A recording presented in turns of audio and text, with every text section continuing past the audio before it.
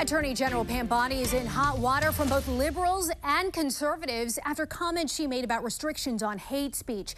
She said the DOJ would target those using hate speech, but later clarified they would not be prosecuting people for hate speech, only speech that incites violence. Let's go to Emma Withrow from the fact check team. And the legal question that I have here is what draws the line between hate speech and free speech? Yeah, that's part of the controversy here is there's not a ton that separates the two. So in the U.S., free speech is obviously broadly protective, even if it's offensive, unpopular, or critical of groups or ideas. Hate speech, like saying something that targets someone for their race, religion, or identity, is generally still protected unless it's a direct threat or incites violence or also constitutes harassment, and that's all according to the American Library Association. Bonnie made these comments following, of course, the assassination of Charlie Kirk. I'm curious if Charlie Kirk ever publicly made comment about his concept, his opinion on hate speech. Yeah, I found this was really interesting, what I discovered today. So a tweet that Charlie put out actually last year directly addresses this. He said, quote,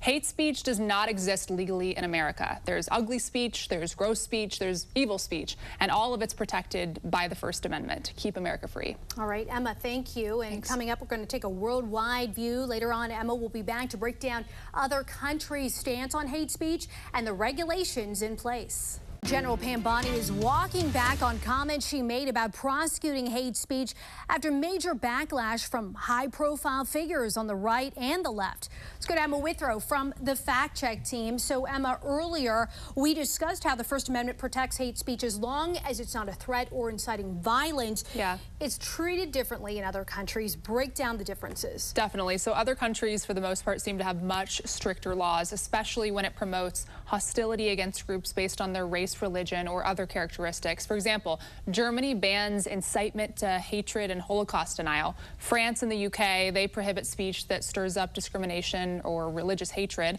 Canada outlaws public promotion of hatred, and Australia and the Netherlands have laws against inciting hatred or vilification. It's made headlines in Russia. There have been notable arrests. Speaking Yeah. about Putin, what other cases are you digging up? One of the prominent ones that sticks out to me was about Ursula Haverbeck, a well-known far-right activist. She was convicted multiple times for Holocaust denial and incitement to hatred in Germany. In 2018, she was sentenced to 2 years in prison and served time until her release in November 2020, and then she was actually later convicted again in 2024, served a 16-month sentence at the time of her death in November of 2024. Germany's laws are super strict when it comes to Holocaust denial. They can carry heavy weight. You can serve even up to 5 years in jail for doing that. All right, Emma, thank you so much. Thanks. And for a closer look online and more on this fact check team topic, including links to Emma's sources, scan the QR code or visit thenationaldesk.com.